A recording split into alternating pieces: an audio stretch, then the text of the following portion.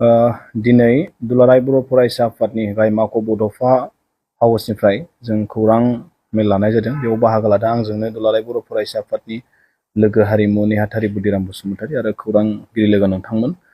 दुलाराय बर' फरायसा आफादा बड'फा मिशन फर सास्टेनेबल चेन्ज बा बड'फा गोजोरथियारि सोलायनाय मावथांखिनि गेजेरजों आसामाव थानाय गुबुन गुबुन जिल्लायाव बर' माहारिफोर थानाय जायगायाव बर' राव रायज्लायनो रोङै फोरखौ जों बर' राव फोरोंनो थाखाय बर' राव फोरोंथाय मिरु गायसननायनि मोनसे थांखि लादोंमोन आरो बेखौ थांनाय 1 जुन खालारनिफ्राय जों जागायदों। गासै 10 जिल्लानि 16टा मिरुआव गासै जोङो बे हाबाफारिखौ जागायदोंमोन आरो जागायनायनिफ्राय जों दिनै दान मोनसे बारबाय। दा बेयाव जों मोजां मोनसे फिथाइखौ जों मोननो हादों।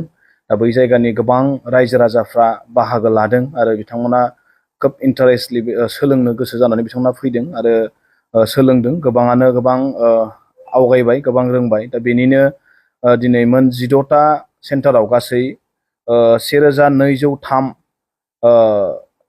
माने बेयाव बाहागो लादों राव सोलोंनो थाखाय। दा बेखौनो जों दुलाराय बर' फरायसा आफादनिफ्राय बेयाव बाहागो लानाय साफ्रोमबो बिथांमोनखौ साबायखर बावगोन आरो जोंखौ जेब्लाबो बिदिनो हेफाजाब होलांबाय थागोन जों बेखौ मिजिंथिदों। आरो दुलाराय बर' फरायसा आफादनि जे मोनसे गिदिरथार थांखि बियो जोङो दिनै मोगथां महर मोनबाय आरो बियो फैबाय थानाय समाव आरोबाव 5 दानसिम सोलिबावगोन। दान मोनसेयाव जों गोबां आवगायनाय बेखौ जों मोनबाय आरो दान मोनबा दंबावो। बेयाव जों आसा खालामदों बेयाव कमप्लिटलि जोंनि जि थांखि बियो जाफुंसार जाहैगोन।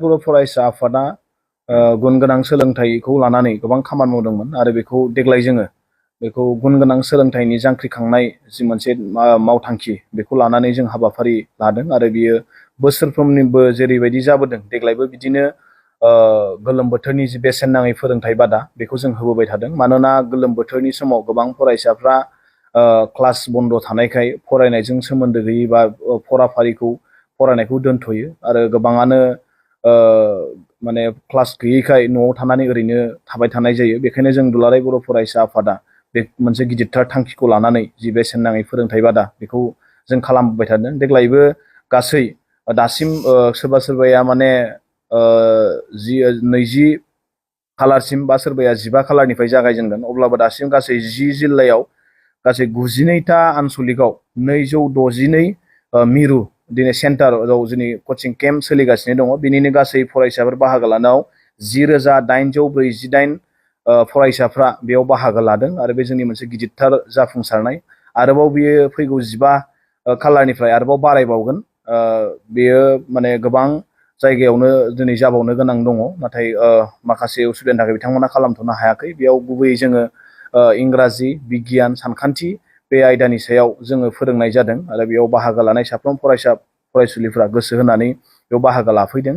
जों दुलाराय बर' फरायसा आफादनिफ्राय जों खावलायगोन रायजो राजा बिथांमोनखौ, दिथागिरि बिथांमोनखौ जाहाथे फरायसाफोरखौ जोंनि बे बेसेन नाङै फोरोंथाइ बादा बेयाव जाहाथे थिनहरो गासैखौबो, जाहाथे फरायसाफ्रा एसेबाबो गावनि सोलोंनांगौ जाहाथे आवगायनो हायो।